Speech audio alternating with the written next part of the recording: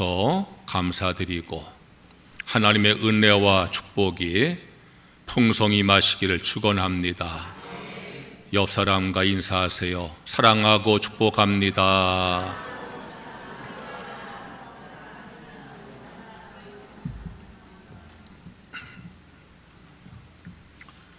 하나님의 질문이란 주제로 주일 설교를 계속하고 있습니다.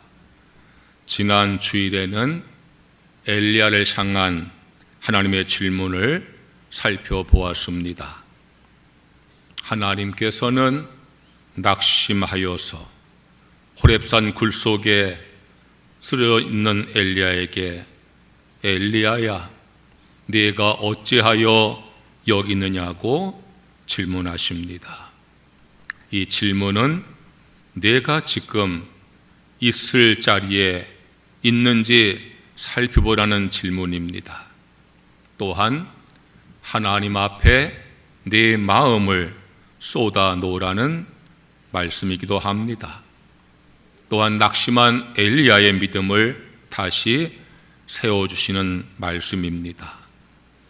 낙심과 절망의 마음에 갇혀있는 분들이 계십니까? 하나님 앞에 나와서 마음을 쏟아놓고 말씀을 경청함으로 낙심을 극복하고 믿음을 굳건하게 세우시기를 주의 이름으로 축원합니다.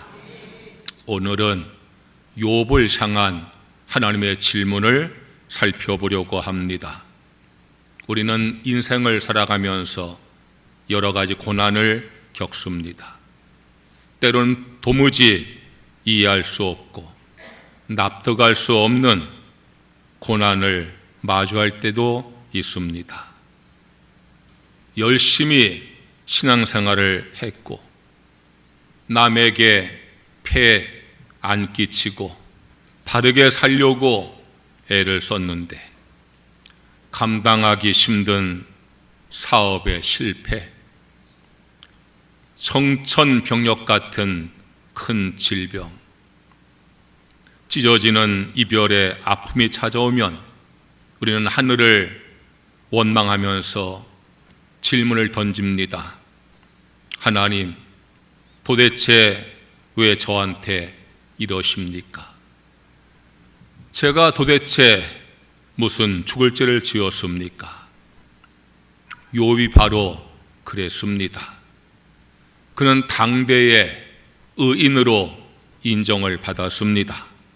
욥기 1장 1절 말씀에 보면은 우스 땅에 욥이라 불리는 사람이 있었는데 그 사람은 온전하고 정직하여 하나님을 경외하며 악에서 떠난 자더라고 했습니다.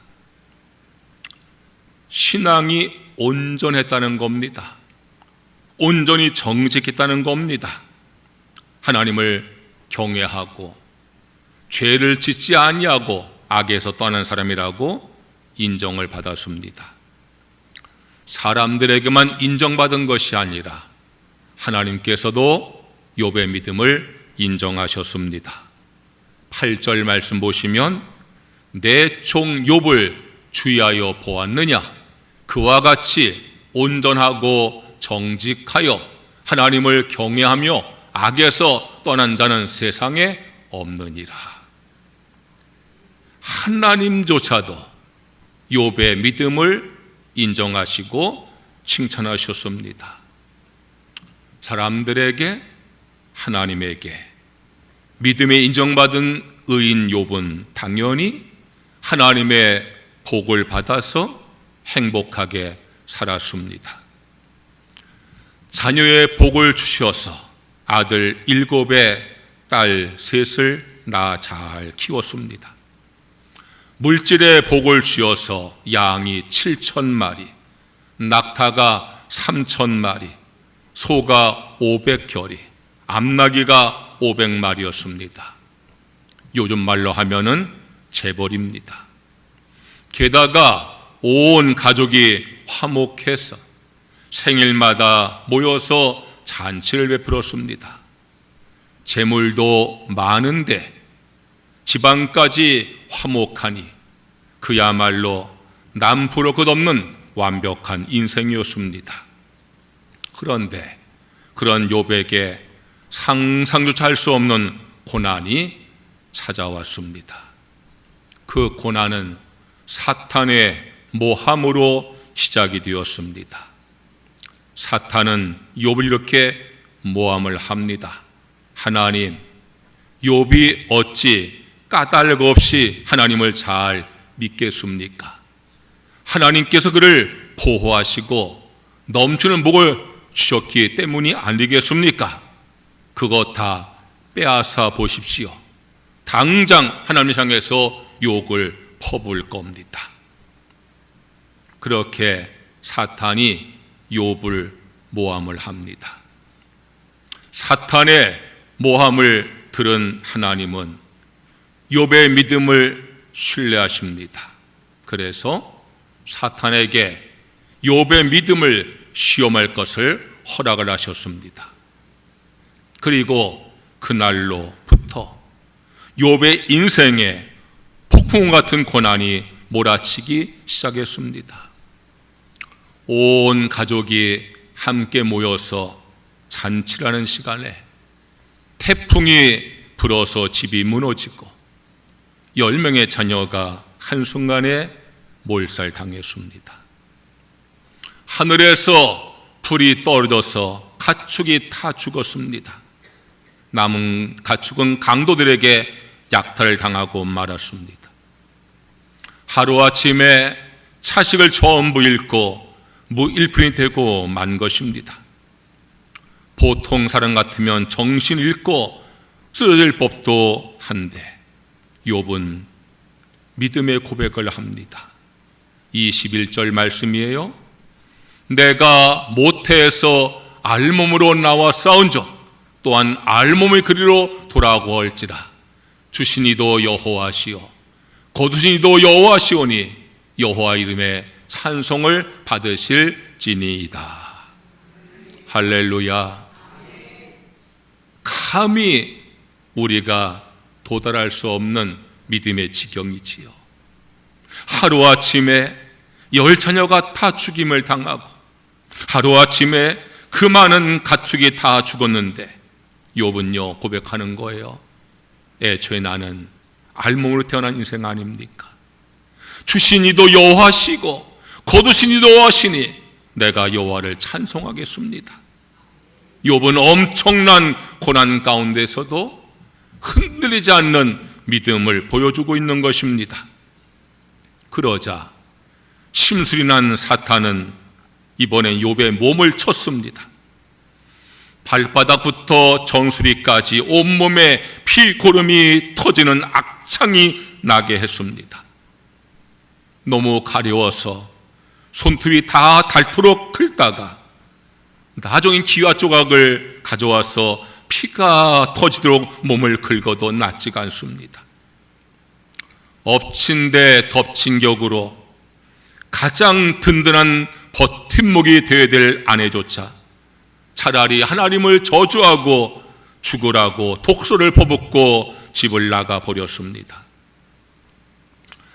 비참한 소식을 들은 욥의 세 친구 엘리바스와 빌닷과 소발이 욥을 찾아왔어요.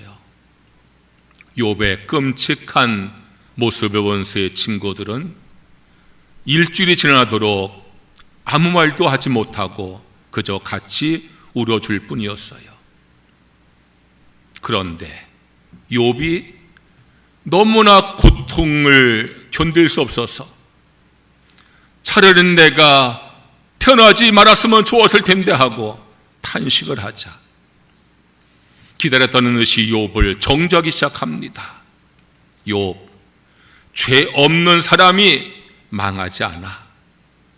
내가 이토록 처참한 벌을 받은 데는 분명히 숨기던 죄가 있을 거야. 그러니까 너 쓸데없는 소리 하지 말고 당장 회개해야 돼. 세상 사람들이 흔히 말하는 인과응보적 세계관으로 욥을 비난하기 시작을 한 겁니다. 욥은 너무나 억울해서 항변합니다. 나는 이런 재앙을 받을 만한 죄를 짓지 않았다. 도대체 세상이 왜 이 지경인지 모르겠다. 악한 자들은 떵떵거리고 잘 사는데 왜 바르게 살려는 내가 이런 고통을 받아야 되느냐. 상처받은 마음에 친구들이 소금을 뿌려대니까 욥의 항변은 더 격렬해졌습니다. 욥은 하나님께 부르짖습니다. 하나님, 내게 오셔서 말씀해 주세요. 내가 왜 이런 고난을 받아야 되는지 나에게 말씀해 주세요. 피를 토하듯 하나님께 부르짖었습니다. 그때 엘리후라는 젊은 사람이 나타나서 욥을 정죄하는 세 친구를 책망을 합니다. 또한 스스로 의롭다고 주장하면서 하나님의 공의를 의심하는 욥에게 교만하다고 책망을 합니다. 그리고 마침내 기나긴 침묵을 깨고 하나님께서 말씀하기 시작을 하십니다. 그런데 하나님은 욥이 그렇게 부르짖었던 내가 왜 이런 고난을 당하냐는 그 질문에는 답을 하지 아니하십니다. 대신 욥에게 70여 가지의 질문을 소나기처럼 쏟아놓기 시작하십니다. 그 수많은 질문 가운데 첫 번째 질문이 38장 4절의 말씀입니다. 내가 땅에 기초를 놓을 때에 내가 어디 있었느냐? 내가 우주 만물을 창조할 때에 내가 거기 있지 않았지 않느냐? 라고 하나님께서 욥에게 질문을 하시는 겁니다. 오늘 이 질문 속에 담긴 하나님 마음을 살펴보고 우리를 향하신 뜻을 깨닫기를 원합니다. 첫째로 이 질문은 너희의 어리석음을 깨달으라는 말씀입니다. 내가 땅에 기초를 놓을 때에 내가 어디 있었느냐는 질문을 시작하신 하나님은 이제 우주와 대자연의 신비에 대해서 폭풍 같은 질문을 퍼부으십니다. 욥아, 내가 온 우주의 크기 얼마나 큰지 측량해 보았느냐? 바닷물이 폭풍 후에 넘쳐도 그 바다가 온 지구를 다 덮지 못하도록 다스린 자가 누군지 아느냐? 하늘에 해와 달과 별이 어떻게 조화롭게 움직이는지 내가 아느냐? 바람은 왜 불며 비는 왜 내리는지 너희가 아느냐? 하나님은 욥이 숨도 쉴 수 없을 정도로 압도적인 질문을 70여 번 쏟아내십니다. 하나님의 위험 있는 질문 앞에 욥은 단 한마디도 대답할 수가 없습니다. 인간의 너무도 작은 이성과 지식과 경험으로는 감히 하나님의 깊은 뜻과 주권을 다 해낼 수 없음을 뼈저리게 깨닫게 되어진 겁니다. 욥은 지금까지 자신의 고통이라는 좁디 좁은 우물 안에서 세상을 바라보고 있는 겁니다. 그리고 원망하고 있는 겁니다. 하나님께서 그 욥에게 폭풍 같은 질문을 퍼부으시면서 이 광활한 우주 만물을 다스리시는 하나님의 전능하심을 깨닫게 하시는 겁니다. 결국 욥은 자신의 어리석음을 철저하게 깨닫게 되어지고 전능하신 하나님 앞에 완전히 무릎을 꿇게 됩니다. 그는 먼지 가득한 제 위에 꿇어 앉아서 철저하게 이렇게 회개하며 고백을 합니다. 42장 3절의 말씀이에요. 무지한 말로 이치를 가린 자가 누구니까? 나는 깨닫지도 못한 일을 말하였고 스스로 알 수도 없고 헤아리기도 어려운 일을 말하였나이다. 하나님의 그 전능하심과 위대하심을 깨닫고 나니까 내가 얼마나 어리석었는지, 그 어리석음을 깨닫지 못하고 내가 얼마나 아는 척을 했는지 부끄러워서 하나님 앞에 엎드려 자신의 어리석음을 회개하고 있는 겁니다. 우린 종종 내가 세상을 다 알고 있는 것처럼 착각하며 살아갑니다.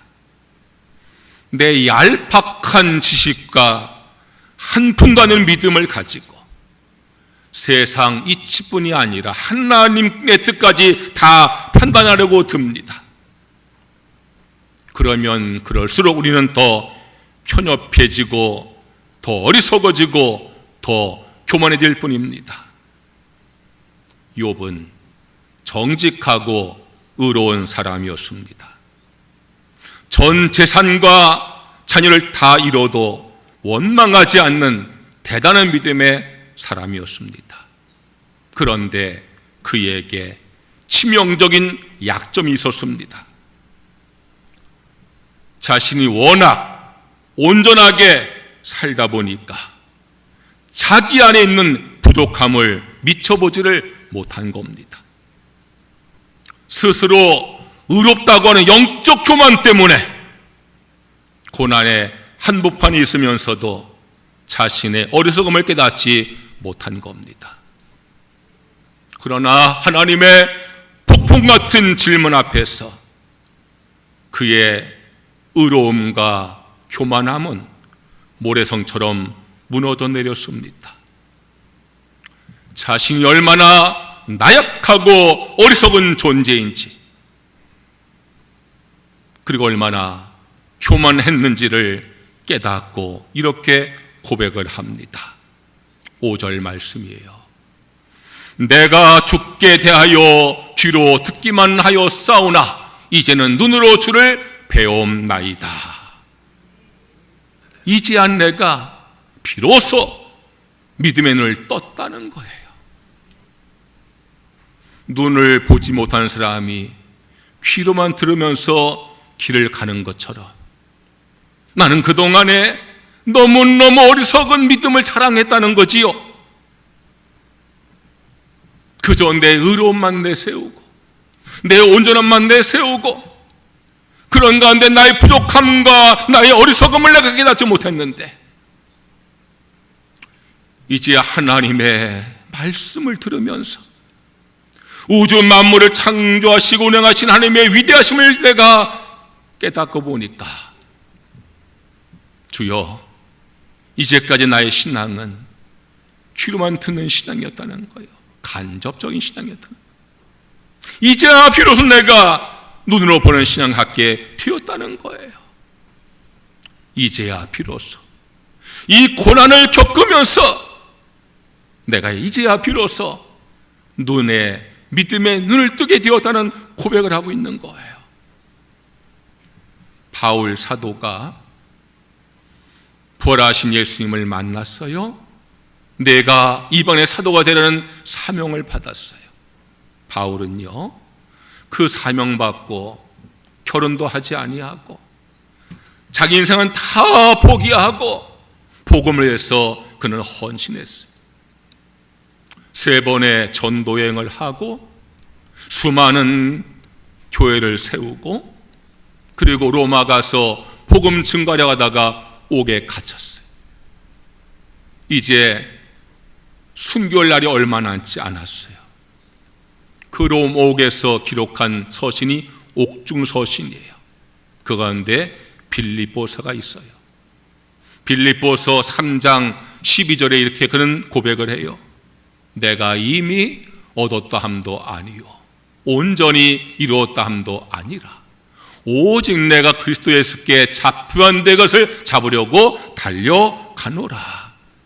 아직 아니라는 거예요.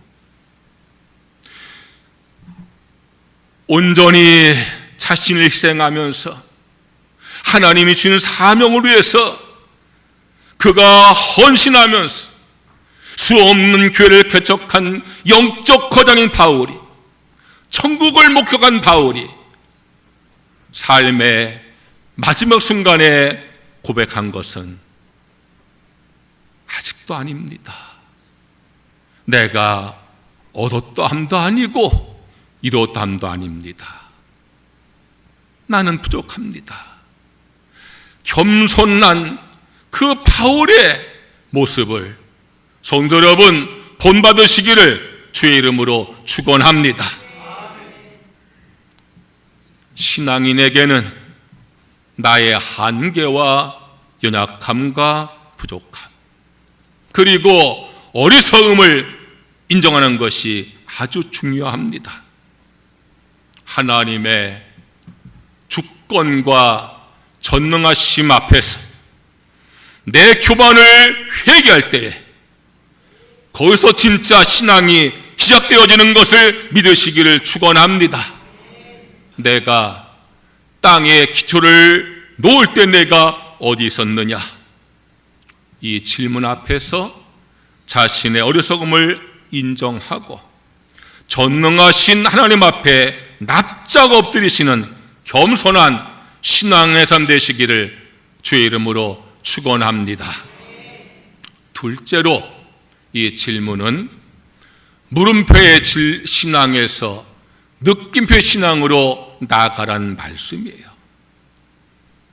욥이 고난을 겪으면서 알고 싶었던 것은 단 하나, 고난의 이유였습니다. 고난도 고통스러웠지만 더 고통스러운 것은 왜 내가 고난을 당하는지 이유도 모르고 당하는 것입니다. 이유도 모르고 맞는 배가 더 아프고 억울한 법입니다. 그래서 욥은 고난 가운데 하나님 앞에 부르짖는 겁니다. 하나님, 제가 왜 이런 일을 당해야 됩니까? 왜 고난을 당해야 되는지 고난의 이유를 알고 싶습니다. 그런데 여러분, 우리 삶의 모든 일들이 다 이유가 설명이 되어질까요? 인생의 고난과 비극은 논리적인 설명서와 함께 배달되지 않습니다. 설령 고난과 비극의 이유를 알게 됐다 한들 문제가 해결됩니까?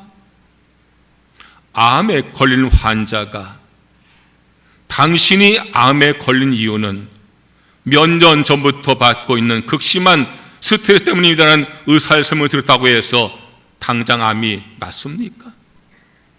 스트레스를 받지 말라고 한들 스트레스를 받지 않게 됩니까? 이유를 안다고 해서 문제가 고쳐지는 것이 아닙니다. 그래서 하나님 욥에게 끝까지 그가 알고 싶어 했던 고난의 이유를 설명하지 않습니다. 이유에 집착하는 물음표의 신앙을 내가 버리라는 겁니다. 대신 하나님이 누구이신지를 그에게 보여주십니다. 고난의 이유에 대해서 대답하는 대신에 온 우주를 다스리시는 하나님의 영광의 임재를 그가 목격하게 하시는 겁니다. 왜냐하면 인간의 고난에 대한 궁극적인 해답은 내가 왜 아픈지 그 이유를 아는 데 있는 것이 아니라 이 아픔 속에서 나를 깨닫게 하시는 하나님의 은혜를 아는 데 있는 것임을 믿으시기를 주의 이름으로 축원합니다. 그 하나님을 내가 만났을 때에 내 인생의 수많은 물음표는 마침내 하나님의 크심을 찬양하는 경이로운 느낌표로 바뀌게 되어질 줄로 믿습니다. 하나님께서 왜 우리에게 느낌표 신앙을 갖지 말라고 하실까요? 왜 느낌표 신앙을 가지라고 하실까요? 그것이 진짜 신앙의 본질이기 때문입니다. 신앙생활은 내 삶의 모든 상황을 다 이해하고 사는 것이 아니라 이해되지 않아도 하나님을 그냥 믿고 사는 것입니다. 따라해 보시겠어요? 알고 사는 것이 아니라, 알고 사는 것이 아니라 믿고 사는 것입니다. 할렐루야. 여러분의 고민과 고통과 시험을 다 알기 원하세요? 여러분 앞길을 다 알기 원하세요? 내가 어디로 가야 할지 다 알기 원하세요? 뭘 자꾸 아멘을 해요? 그렇게 살는 것이 믿음과 뭔 상관이 있어요? 여러분 알고 사는 게 아니에요. 어떻게 사는 거라고요? 믿고 사는 거예요. 누구를요? 하나님을. 어떤 하나님을? 나를 사랑하시는 하나님. 할렐루야. 나를 인도하신 하나님, 나의 삶을 예비하신 하나님, 모든 것이 아파요 선이 되게 계신 하나님, 믿고 사시기를 주의 이름으로 축원합니다. 내 삶의 모든 문제의 원인을 알고 해결 방법을 알아서 문제가 해결되는 것이 아닙니다. 그냥 하나님을 신뢰하시고 묵묵히 한 걸음씩 믿음의 길을 걸어갈 때 하나님께서 하나님의 방법으로 해결해 주시는 것을 믿으시기를 축원합니다. 신앙의 질문은 왜가 아니라 어떻게란 말이 있어요. 하나님 왜 해야 합니까? 라는 질문은 의심과 회피의 질문입니다. 하나님 어떻게 할까요? 이런 질문은요 순종과 헌신의 질문이에요.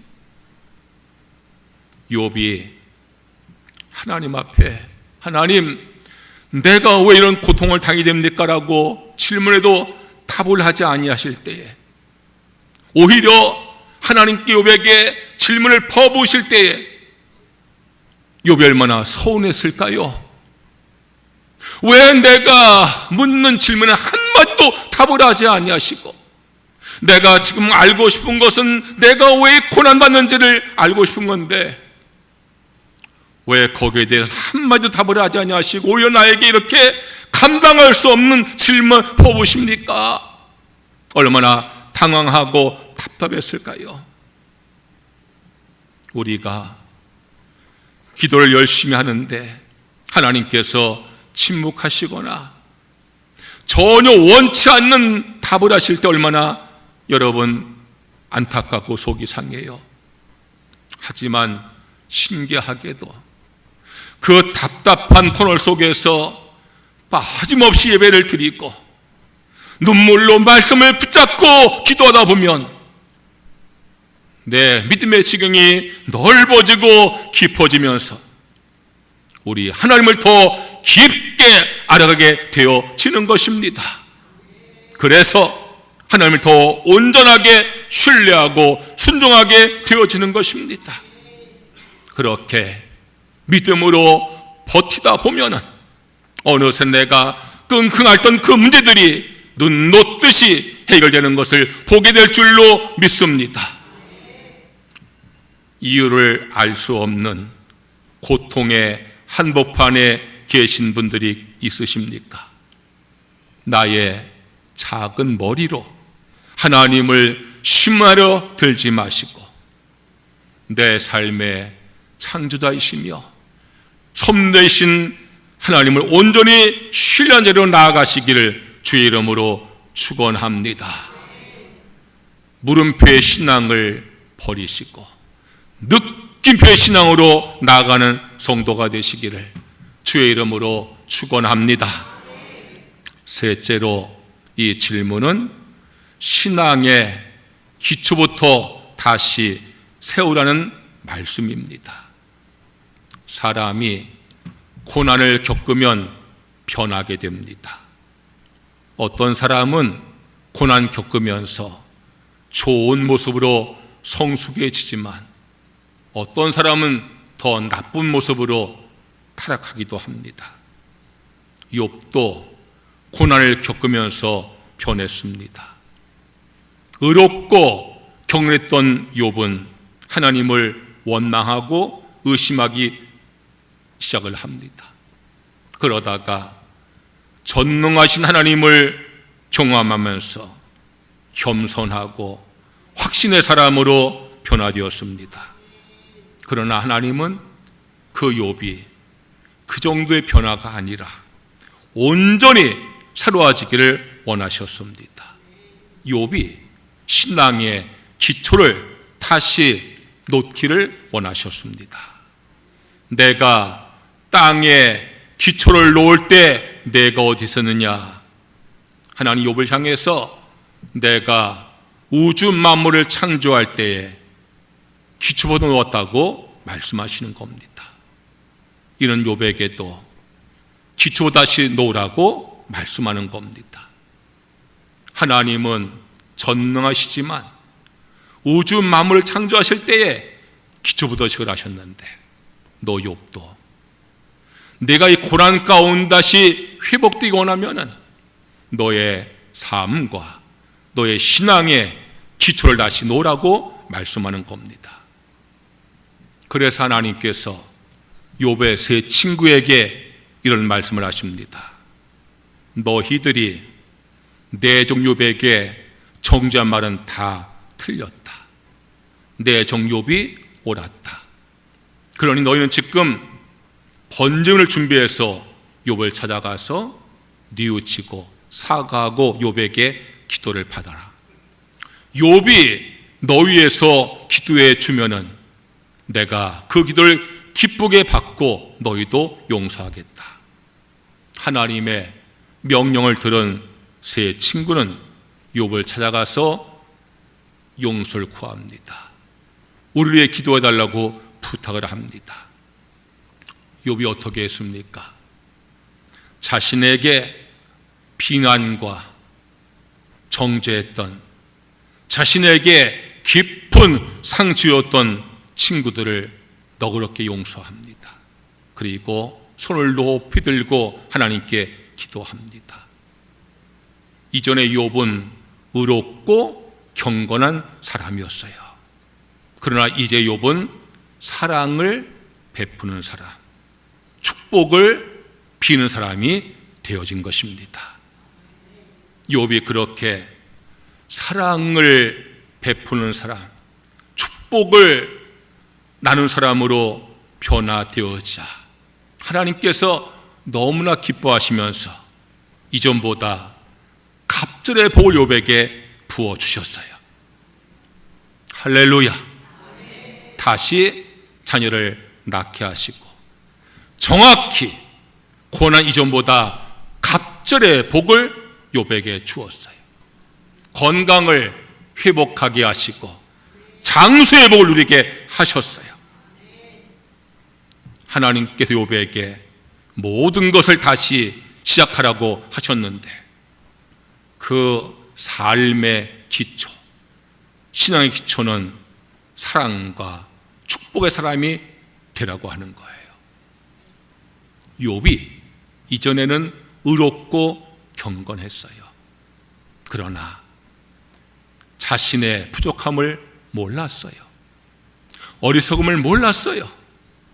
자신의 의로움을 자랑하면서 영적 교만이 있었어요. 받은 복을 가지고 가족끼리 화목하게 살았지 몰라도요, 사랑의 사람이 아니었어요. 축복의 사람이 아니었어요. 그런데 욥은요, 다시 기초를 시작하는 거예요. 그 삶과 그 신앙의 기초를 시작하는 거예요.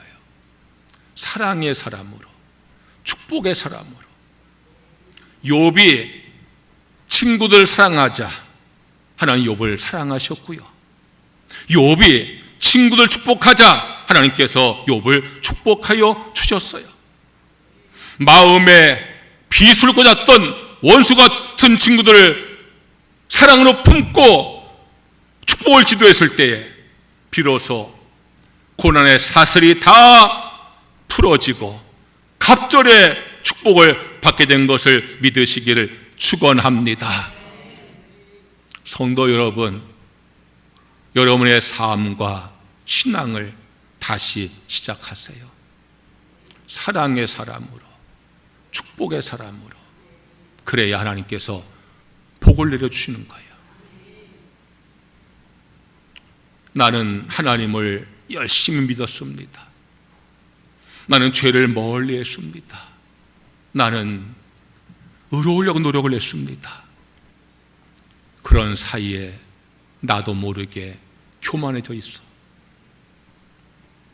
내 어리석음도 모르는 진짜 어리석은 사람이 되고 있어. 신앙이 나만 향하지 남을 향하지 못하고 있어. 사랑을 베풀지 못하고 축복을 베풀지 못하고 있어. 하나님은요, 다시 하라는 거예요. 다시 하라는 거예요. 제 아내가 요즘에 건강위에서 탁구를 배우러 다녀요. 저더러 같이 배우자 가는데 제가 허리가 좋잖아서 혼자 가라니까 씩씩하게 혼자 잘 다녀요. 금요일마다 오후에 가서 탁구를 배우고 와요. 원래 제 아내가 탁구를 자기 멋대로 아주 어설픔으로 쳤었거든요. 그런데 레슨 받고 돌아온 아내가 이렇게 말하는 거예요. 코치가 한번 쳐보라고 하더라는 거예요. 얼마나 어설프겠어요. 자기 마음대로 치니까. 이렇게 쳐야 되는데 말이에요. 이렇게 치고 막, 이렇게 치고 막 어설프게 치니까 코치가 싹 버리라는 거예요. 싹 버리고 라켓 잡는 법부터 발 움직이는 법까지 아예 기초 다시 시작을 하더라는 거예요. 아내가 집에 와서 그걸 하는 거예요. 연습을 하는 거예요. 폼이 길들여지도록. 그렇게 해야 실력이 진짜 늘게 되기 때문이에요. 여러분, 신앙도 마찬가지예요. 오래 믿었다고 하면서 내 고집대로, 내 습관대로, 내 방식대로 얼마나 어설프게 믿는지 여러분 아셔야 돼요.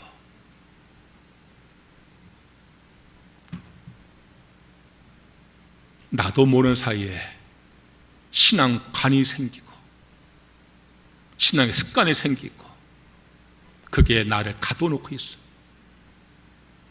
언제부터인가 연약함과 부족함을 인정하지 아니하고 내가 다 아는 것처럼 교만의 탑을 쌓고 있어. 여러분, 다 무너뜨리세요. 할렐루야. 다 무너뜨리세요. 기초를 다시 세우세요. 요한계시록 2장 4절 5절 말씀에 너를 책망할 것이 있나니 너의 처음 사랑을 버렸느니라. 그러므로 어디서 떨어졌는지를 생각하고 회개하여 처음 행위를 가지라. 처음 사랑, 처음 행위, 처음 믿음을 가지라는 것은 기초로 돌아가 다시 시작하라, 그 말씀이에요. 잘못된 건물에 자꾸 더 쌓으면은요 무너지는 거예요. 우리나라가 심심치 않게 그런 사고가 나잖아요. 기초가 부실해 그런 거예요. 기초가 부실한데 자꾸 올리니까 무너지고 마는 거예요. 건물도요 기초공사가 튼튼해야 무너지지 않고, 신앙도요 본질이 단단해야 인생의 태풍을 견뎌낼 수가 있는 것입니다. 내 생각과 내 방식과 내 습관과 내 의로움이라는 모래 위에 세운 부실한 신앙의 탑을 과감히 무너뜨리시고 하나님의 절대적 주권과 십자가 사랑이라는 반석 위에서 신앙의 기초를 다시 놓는 성도가 되시기를 주의 이름으로 축원합니다. 성도 여러분, 인생의 거친 폭풍 가운데서 왜 하필 나인가? 내가 무엇을 잘못했는가? 라는 절망의 물음표가 터져 나올 때에 오늘 욥을 찾아오신 하나님의 음성을 들으셔야 됩니다. 내가 땅에 기초를 놓을 때 내가 어디 있었느냐? 나의 어리석음과 교만을 겸손히 인정하고 다 이해할 수 없을지라도 나를 향하신 하나님의 무한한 사랑을 신뢰하면서 내 신앙의 첫사랑과 본질의 기초를 다시 세우시는 성도가 되시기를 간절히 바랍니다. 그래서 욥에게 맺던 갑절의 회복의 역사와 귀로만 듣던 하나님을 눈으로 뵙는 온전한 믿음이 오늘 이 자리에 모이신 여러분 모두에게 함께 하시기를 예수님의 이름으로 축원합니다. 찬양하겠습니다.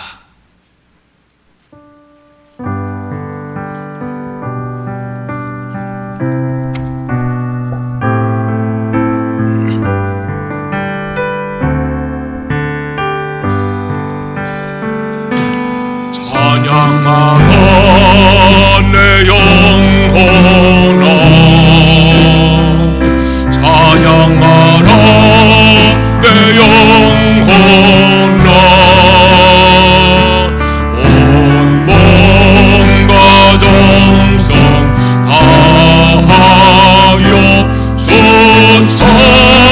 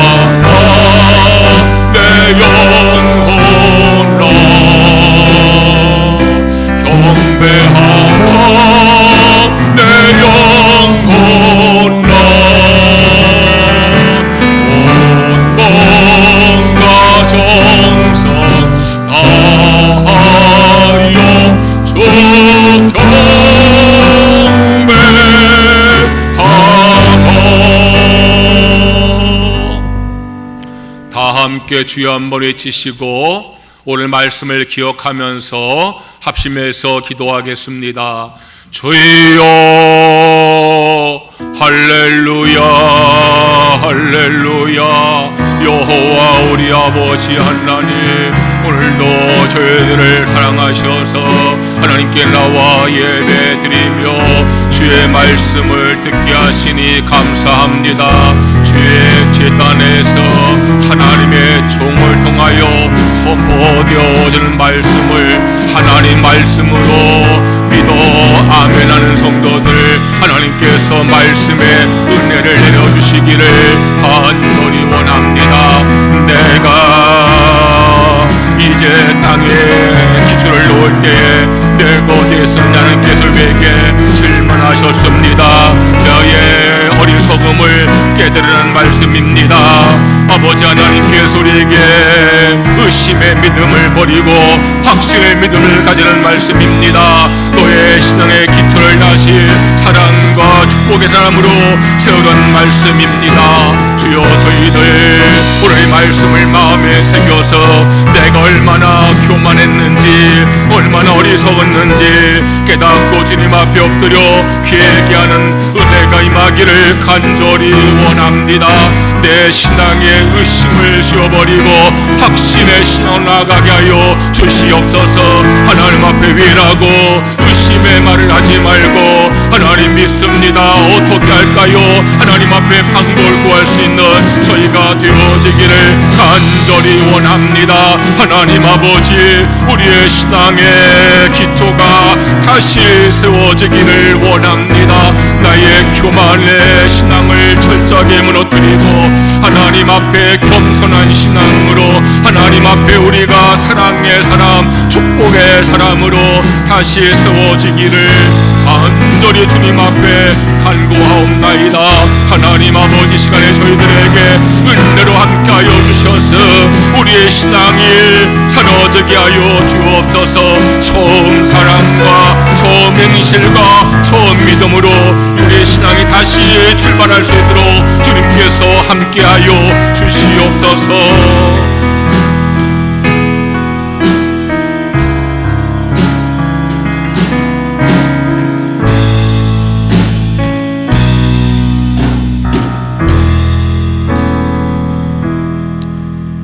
아버지 하나님, 우리의 신앙이 다시 새로워지기를 원합니다.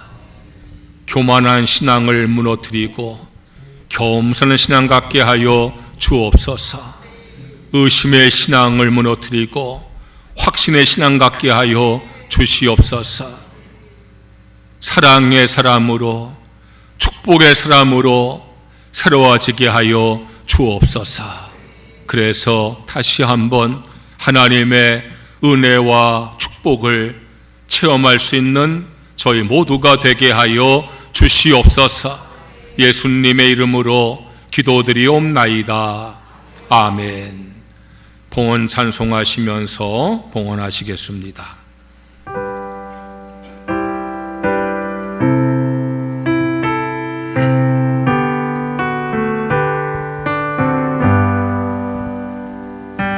성서의 귀한 몸 나를 위하여 보내신 그 사랑 고마워라.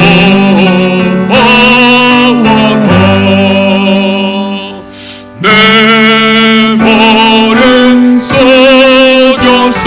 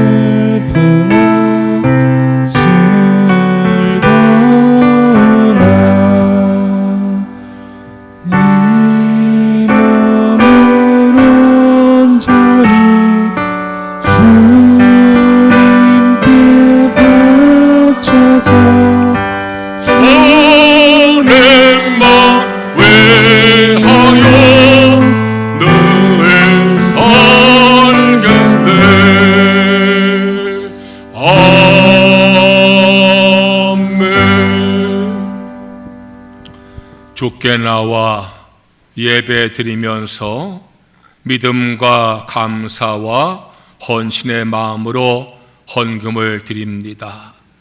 내게 주어진 모든 소득을 하나님의 축복으로 믿으며 말씀에 순종하여서 소득의 10분을 내었사오니 약속하신 말씀대로 그 삶에 복에 복을 더하여 주시옵소서. 범사의 모든 것을 하나님의 은혜로 믿으며 범사에 감사함을 쌓으니 더욱더 그 삶의 감사가 넘치게 하여 주시옵소서.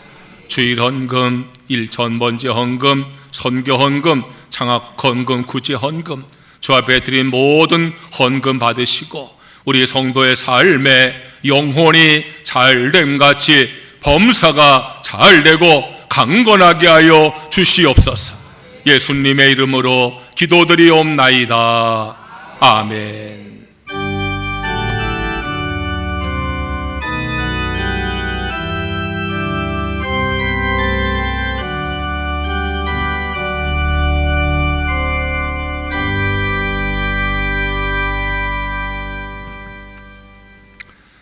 교회 소식을 전하겠습니다. 서연인 권사님, 이매 권사님 성경 통독하셔서 감사드립니다. 오늘은 전도 주일입니다. 여러분들 속회 마치고 집에 가시는 길에 전도용품 가져가셔서 꼭 전도하시면서 그렇게 집으로 가시길 부탁을 드립니다.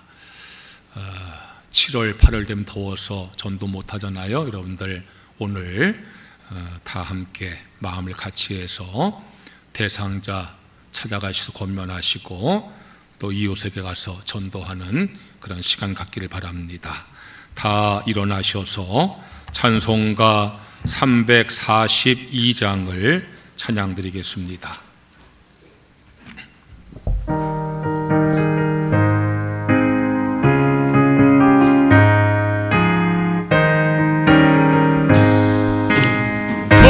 시험을 당해 죄 짓지 말고 너 용기를 다해 건널리지라.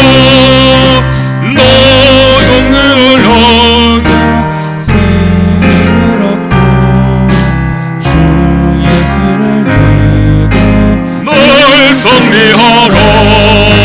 우리 구주의 힘과 그의 위로를 빌라.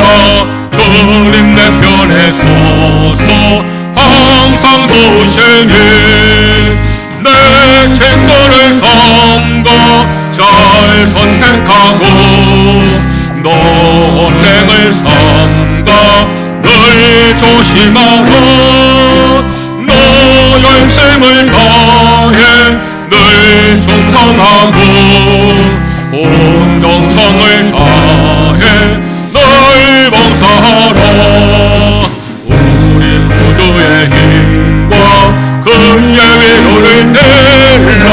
주님 내 편에 서서 항상 도우시니 잘 이기는 자는 상 받으리니 너나 심지 말고 늘 전진하라. 내 구세주 예수 힘 주시리니 주 예수를 믿어 널 승리하라. 우리 구주의 힘과 그의 위로를 빌라. 주님 내 편에 서서 항상 도우시리. 하나님, 우리 예배를 받아 주셔서 감사합니다. 은혜 주셔서 감사합니다. 우리 성도의 마음속에 기쁨과 감사 평안이 넘치게 하여 주옵소서. 우리의 모든 질병을 치료하여 주옵소서. 병마를 다 물리쳐 주시옵소서. 주의 치유와 능력의 손으로 아픈 것을 안수하셔서 병이 다 낫게 하여 주시옵소서. 건강한 삶을 살게 하여 주시옵소서. 우리의 삶의 모든 문제들도 해결하여 주시옵소서. 막힌 것이 열려지게 하시고 얽힌 것이 풀어지게 하여 주시옵소서. 성도의 가정을 축복하여 주옵소서. 믿음의 가정 되게 하여 주시옵소서. 온 가족이 믿음으로 하나 되게 하여 주시옵소서. 화목하고 평안한 가정 되게 하여 주시옵소서. 우리 자녀들 축복하셔서 믿음으로 성장하게 하여 주시옵소서. 지혜를 더하시 어디 가든 머리가 되게 하여 주시옵소서. 좋은 스승과 좋은 친구를 만나게 하여 주시옵소서. 좋은 직장도 예비하시고 믿음의 배우자도 예비하여 주시옵소서. 외지와 외국과 군에 간 교우들 지켜 보호하여 주시옵소서. 성도의 직장을 축복하셔서 인정받고 승진하게 하여 주시옵소서. 경영기업이 날마다 번성하게 하여 주옵소서. 농사의 복을 쉬어 수확이 풍성하게 하여 주시옵소서. 이제는 우리 구주 예수님의 무한하신 은혜와 하나님 아버지의 크신 사랑과 성령의 감화 감동 역사하심이 신앙의 기초를 다시 세우기를 다짐하는 성도들에게 이제부터 영원까지 함께 하시옵기를 간절히 축원하옵나이다. 아멘.